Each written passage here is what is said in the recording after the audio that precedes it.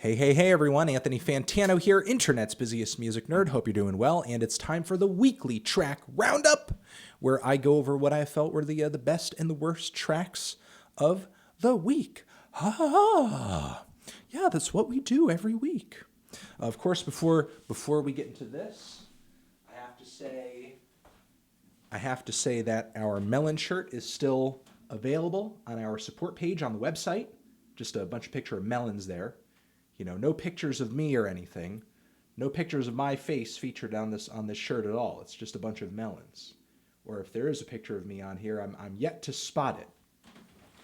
Unisex sizes we ship internationally. Should be available for a little while longer, so pick it up while you can.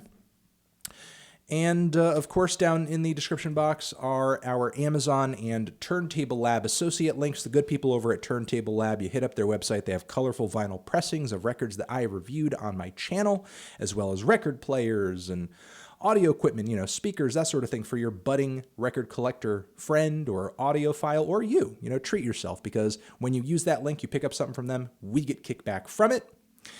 And, supports the channel, supports the segment. And those are the links that we want to shout out. And all of those links and everything I'm going to be talking about, of course, is down in the description box. Of course, I want to shout out a few more tracks before we get into the worst and best and everything.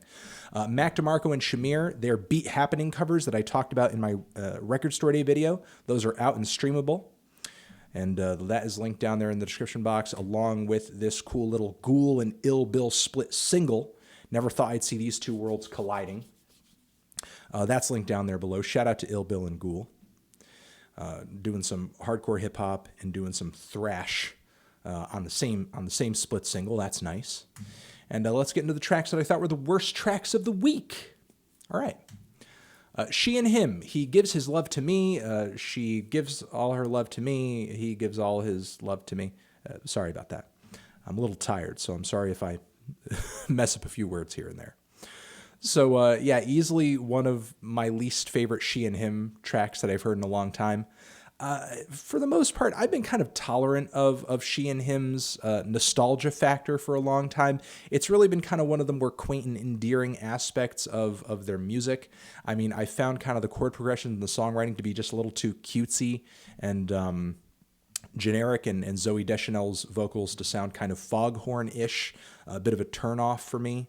But I up until this point, I guess I could see the appeal in what they were doing to an extent, but I feel like it's totally gone out the window on this track. I mean, this song to me feels like I'm visiting a really awful retro diner, like one of those bad, awful 1950s throwback diners. It's not from the 50s. They're just trying to make it feel like it's from the 50s. And the jukebox is broken. The floor is filthy. The busboy spills a glass of somebody else's ice water into your lap. The waitresses are rude. The food is awful. The place smells. It just feels like really awful nostalgia. Just awkwardly performed nostalgia. Just like a really clumsy put on. And I really don't know how to describe it other than that.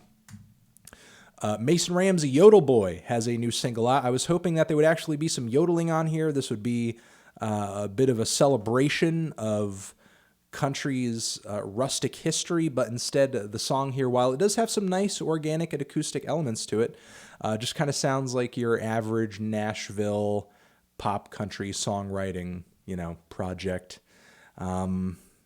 Again, I think he's a bundle of joy. He's totally lovable, totally cute, all American. People are probably going to dig this, and people are probably going to say that I'm bullying a little kid. But this song was clearly like either worked for him or he was working with a co-songwriter on this track. Because, again, this just sort of sounds like any other piece of pop country that you would hear coming from a number of different artists. So I guess the industry has already kind of put him on that pop country track.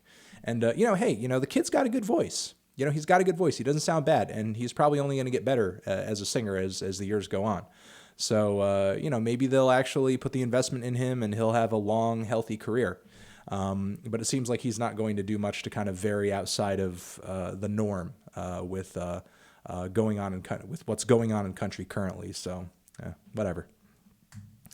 Being famous for loving you.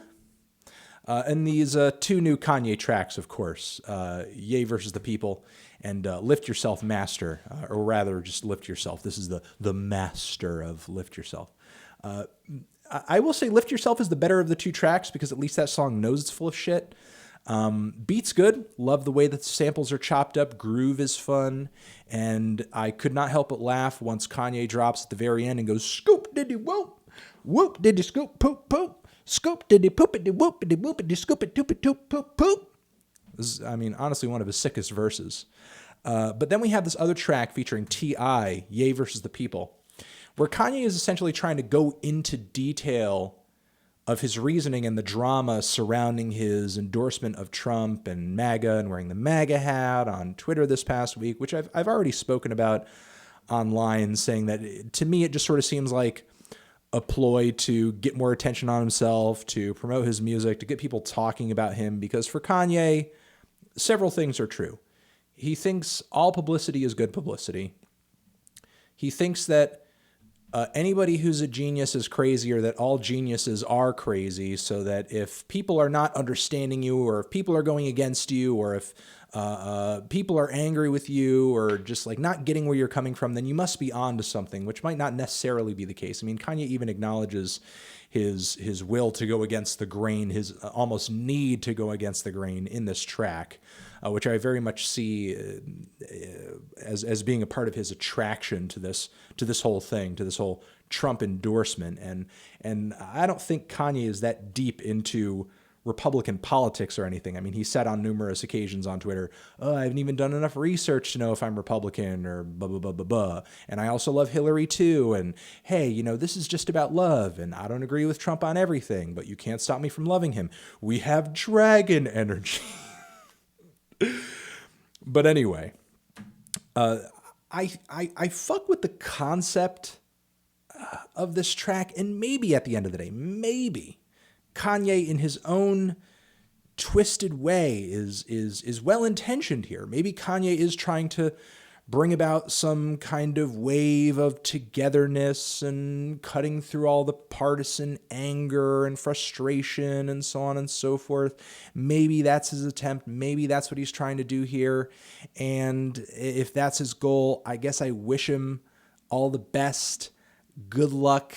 I hope it happens, but I can't really see this track as being anything else other than utterly delusional, to the part where it's just cringy. I mean, Kanye saying that, I took MAGA and I brought it empathy and I brought it this and I brought it that. No, I mean, you just wore a MAGA hat. That's all you did. You didn't bring MAGA anything. Like, MAGA and Donald Trump still stand for and mean the same things that they've always meant. The meaning is not changed just because you've jumped into the MAGA pool, which, again, you're just kind of wearing the hat for show and for attention. I mean, you're not really changing the movement or educating the people who follow that movement or love Trump on anything. In fact, you feel like, as you've stated in this song, you're opening people up to other ideas, which, again, is kind of another one of the more preposterous points in this track. Like, what are you trying to say? That people who don't like Trump or who are against Trump, like, don't know what Republican politics are? They don't know about trickle-down economics. They don't know about the Muslim ban. They don't know about Donald Trump's wall and every other policy that he's been pushing, trying to pull people off of Obamacare, trying to get rid of Obamacare. Like, we're not fully aware of all of these things going on. He's talking about opening people up to new ideas as if people haven't been aware of what Republican policies have been for the past 20, 30 years. Like saying that, hey, I'm introducing people to new ideas, is like saying that, hey, all you eat is McDonald's. Have you heard of Burger King? Yeah, we know what the fuck Burger King is. And people just happen to like McDonald's or like Burger King or whatever. Not to be reductive about the situation, but what I feel like is even more ridiculous about this track is Kanye pushing this Democratic plantation narrative onto black people on this track, which is maybe one of the hardest punches down I've heard on a song ever. Because here's the thing. When black people vote Democrat, they know the Democrats don't do shit. They know Democrats don't do anything. However, just like everybody else, they put their pants on one leg at a time in the morning and they go into the voting booth and they vote for the lesser of two evils. So to act like when black people vote for Democrats, they're doing it just because they're dumb and brainwashed and they don't know any better and they're on the plantation is like one of the most ignorant, stupid, insulting things I've ever heard in my life. Like when people on the right and when Kanye repeat this Democratic plantation walking point and they pointed at black people, do they think they're convincing them of anything? Do they think that, oh, wow, that these people must really have my interests in mind because they think my reasoning for voting Democrat is that I'm too stupid to do otherwise. I'm just brainwashed. I'm just mindless. I'm just on the Democratic plantation. Are you kidding me? So listen, I could write a whole book about why this song is stupid. And at the end of the day, black people don't have to be Democrats. Of course that's the case. However, Kanye's embrace of Trump has little to do with has little to do with policy, has little to do with right-wing and left-wing ideals. He's just kind of running around saying, oh, I love this person, I love that person, and I love everybody as a means of being controversial. Because if that was really his message from the get-go, then he just would have come out with that message and just said it, instead of just trying to, hey, I'm going to open up by saying I love one of the most hated people in America right now. Like, again, there are people who have their reasons for loving and both hating Trump. But Kanye hasn't really brought up salient reasons for doing either. He's clearly just attracted to Trump and attracted to doing this because of the attention it brings him, because of his ego, because of what he sees as overlaps in his and Trump's personality. And I don't know, man, it's just kind of disappointing. I mean, this has always been Kanye's thing for a long time, to stir controversy, to go nutso, to get the media talking about him, to get all eyes on him. But for whatever reason, this time it seems like he's going just a little overboard. Now, at the end of the day, I know his hardcore fans, they're going to listen to his album anyway. And in the age of streaming, this is hardly just a straightforward shot in the foot, because after all of this, there's going to be tons of people, millions of people who are going to stream his new album out of morbid curiosity because they have to know what the hell is going on through his head. Because there are so many people out there that, despite the fact that Kanye comes off so unhinged, that they're just morbidly curious about everything this man thinks and says. And partially for good reason, because he's a very compelling artist. He's a very compelling performer. He has some really great musical ideas that have revolutionized the hip-hop landscape. So as unpredictable, as unlikable, as out of pocket, as out of his mind as Ye can seem to be sometimes, typically he always ends up finding a place where he settles down and lands safely. He sort of creates this tsunami of controversy and then he surfs the waves. Again, if you're if you're under the assumption that this is the first time Kanye has pissed his fans off or has gotten a large amount of people angry at him, you are sorely mistaken.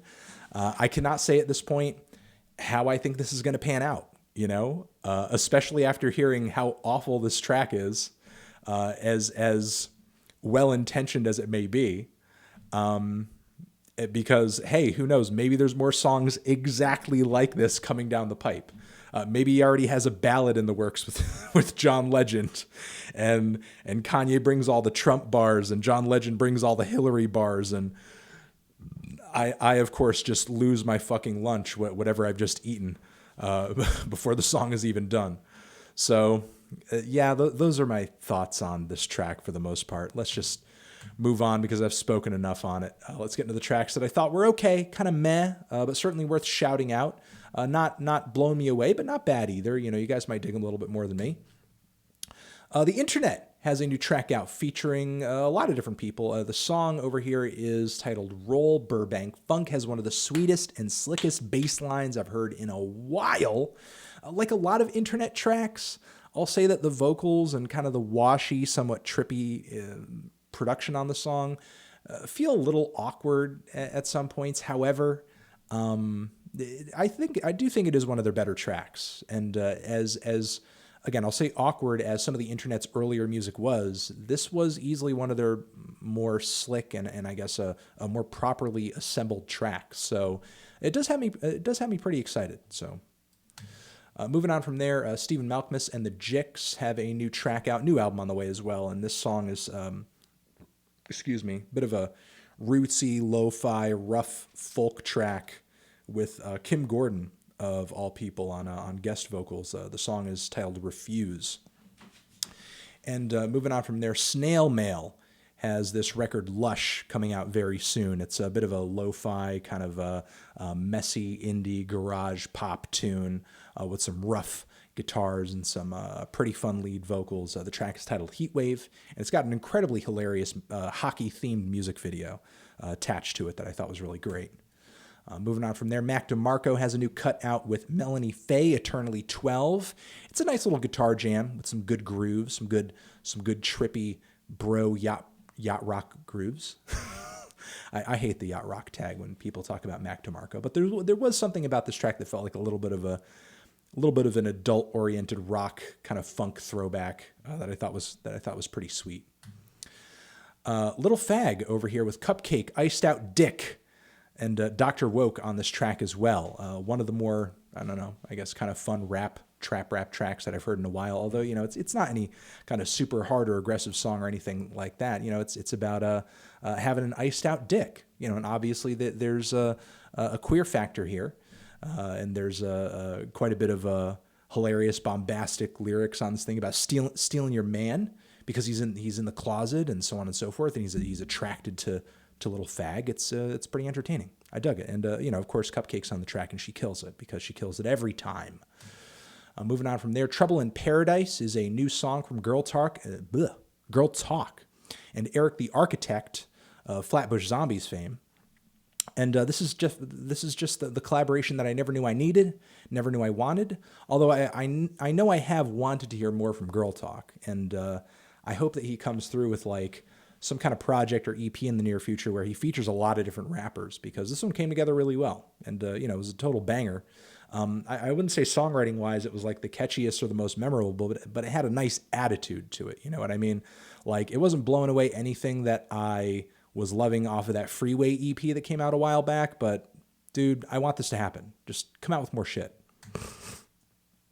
And that's it. Let's move on to the best tracks of the week. Although there was one track in this list that I think I accidentally put into the best list, and I will discuss that as we get deeper into it. But this first one that I wanted to talk about was the new Zeal and Ardor Waste. Some of you guys might remember that I talked about this project on Bandcamp a while back. He was mixing elements of like blues and gospel and like old school slave songs with black metal, like weird combination, I know. And that's not currently the blend of sounds that he's working with currently, but there still are elements of metal and soul coming together on this track and on the previous track too. And I don't know, it's a pretty exciting combination. Moving on from there, Thundercat has a new track out titled Final Fight, which is easily one of the best songs that I've heard him put together in a while. One of the longer, more fulfilling, and more intricate tracks that I've heard him assemble. Certainly like more gutsy than a lot of what was on Drunk. I don't know, just kind of digging those bass lines and Thundercat's vocals. The vocals are nice. Okay, this is the track. This new Oneohtrix Might Never track. I put it into the best tracks of the week, but I kind of changed my mind just a little bit. I do feel like this track is a little bit more worthy of the meh section. It's not terrible, but here's the thing. I like the dark, strange, artsy vibe that the song brings. It's kind of like a weird dystopian auto-tune like led piece of art pop. But I feel like the vocal performance is a little awkward. Like there's just something kind of off and I guess just a little passionless about the vocal performance. Like it's kind of sucked of any kind of thrill or excitement or emotion or something. It just seems a little off. Maybe it's going to make more sense in the context of the record, but I'll say I'm intrigued. I will say I am intrigued. Like, did the song blow me away? It just felt like it didn't really know what it wanted to be at some points, you know? And again, I feel like I'm mostly kind of getting that vibe from how off the vocals felt. But outside of that, you know, I feel like once again Daniel is pulling together a really cool aesthetic. I feel like some of the ideas are there, and I could see how he's kind of mellowing out a little bit since what he was doing on a Garden of Delete. You know, it's nowhere near as abrasive or avant-garde as a lot of the tracks on there. This track, in a way, actually pretty much reflects the cover. It seems like very much it's like this futuristic, but in a way like idyllic, but it's clearly taking that idealism and taking it to a dark place in a way, a dystopian place. I could sort of see, again, conceptually what he's going for here, and hopefully it pans out a little bit more. But as of right now, I'm just like a little bit on the fence. Moving on from there, this track Singularity is a new song from Everything Connected. Yeah, this should be John Hopkins over here. There's Cupcakke, there's Blank Mass, there's At the Gates. Yeah, that's the new John Hopkins track, or the cover for the new John Hopkins record. John Hopkins has a new track out titled Everything Connected. And just like songs you've heard from John before, you know, it's kind of this driving blend of techno and house. And there's a lot of like grand, very atmospheric, very spacey and epic instrumentation surrounding the synths, surrounding the beat, surrounding the groove. So you kind of get lost in it. It's kind of hypnotic. It feels larger than life. It's maybe not quite as, I guess, orchestral and I guess melodic as some of the material on his last record, but I kind of liked that weird hypnotic stillness of the song quite a bit. It added a lot to the track for me. All right, Quiz from Cupcakke. This is a new single from her, and now, of course, she is working with some people over at the PC Music Camp, which is really exciting. Like, one of my issues with Cupcakke's music in the past is she has incredible personality, like great ideas for songs, and you know, she writes some really good bars too. She has great flow, great performance, but her production just always doesn't, I think, match how unique of a rapper, how unique of an artist she is. And now I feel like with Quiz, like we're finally getting that. We're finally getting to that point, and I'm so happy that it's happening. Yeah, I'm just really thrilled about this track, and hopefully she drops more like it in the future. And again, as far as like her bars and her performance, like she goes totally fucking balls to the wall. So shout out to Cupcakke. Blank Mass, Benjamin John Power of Fuck Buttons fame, has a new track out titled Odd Scene / Shit Luck. And this song over here is a long, winding, multi-phased, well-produced blend of like industrial music, a little bit of black metal as well. It's pretty intense, and it's hard-hitting too. And of course, given those genres, like you have a lot of vocals coming into the fold on this track, which I did not know Power could sort of perform in the way that he does on this song. I mean, maybe I'm shooting myself in the foot here and, you know, calling out my own ignorance because maybe he's not responsible for the vocals. Maybe I'm just being a moron, and you know, I don't know what the fuck I'm talking about. But for whatever reason, vocals are here, and they really blew me away. Like, I did not expect hearing vocals on a Blank Mass song through whichever way they arrived here. And God, they're incredible. They're super abrasive and distorted, and just like really kind of blasting my eardrums out. And the beats, the progressions of the song are just like really compelling. Some of the most intricate and just on the edge of your seat shit I've heard come out of Blank Mass. So I don't know, man, new record on the way. I'm hoping very soon. And I think we have one more track that I wanted to mention. The new At the Gates song, believe it or not, I think is one of their best in a while. Daggers of Black Haze. And yeah, just kind of like a really heavy, kind of catchy, melodic, but badass fucking metal tune. And I'm going to leave it at that, guys. This has been the latest edition of the weekly track roundup. Hopefully you enjoyed it. Hopefully you got some good recommendations out of this thing. And yeah. Make sure you subscribe to the channel. Check out another video next to my head over here. And I love you. Anthony Fantano, forever.